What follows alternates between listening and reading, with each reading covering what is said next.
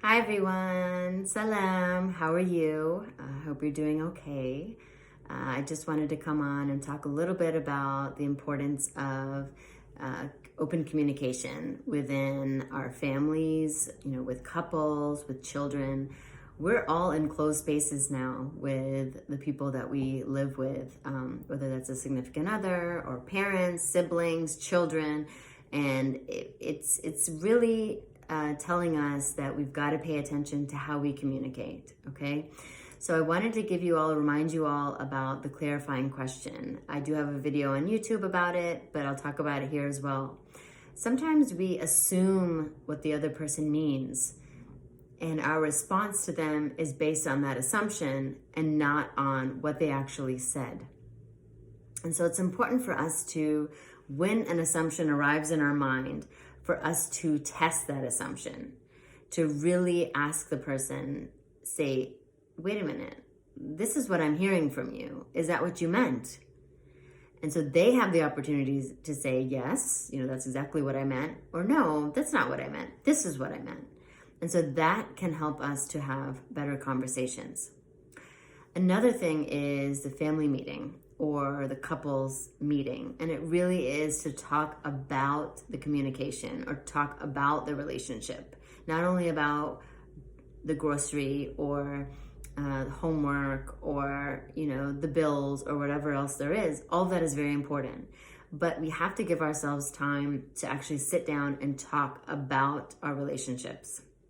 So give yourself maybe once a day, once a week. And now with all the time that we have together, it can be really once a day, maybe in the evening, to really sit down just for 10, 15 minutes and check in with each member of the family to say, how are you feeling today? Did you feel heard? Did you feel understood? Did you feel like we were paying attention to you? How was our relationship? When it comes to couples, it's like, how was our relationship? How is the communication going? Do you feel connected to me? Do I feel connected to you? So it's really checking in with the relationship, with each other. And so those two things I just wanted to leave you with. The clarifying question: when an assumption comes into your mind, make sure that you test it before you assume what the other person means or what the other person is doing, and really just check in with them. And that really takes self-awareness. It's listening into me to see what my assumptions are. If something immediately comes into my mind, is like, oh, he doesn't want to spend time with me, or she doesn't really want to do that for me. Why don't I check in with myself and say, you know what? Why did that thought come into my mind? What's going on with me that this thought is coming up? And then second step would be to check in with that other person to be like, this is the thought that I'm getting. Is that what you mean? And having that open conversation. And then the family meetings and couple meetings, that'll help us stay connected.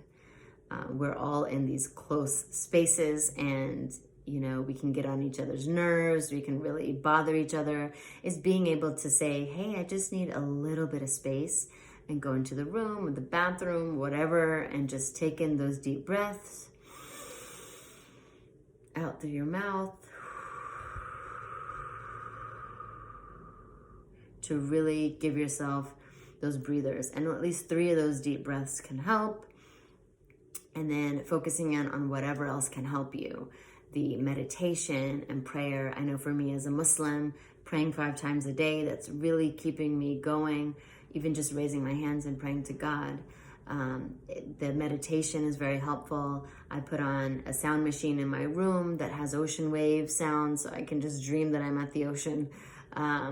And then, aromatherapy, that can be very helpful. Like the smells of, my favorite scent is lavender. So putting on that diffuser and really just trying to be in a place of calm. Even visualizing, maybe we can't be at the beach or be at Disney World or, fly to Europe or those kinds of places that we want to go to, but we can always visualize it and think about it, and that can really help us to kind of visualize calm or something peaceful to help us through.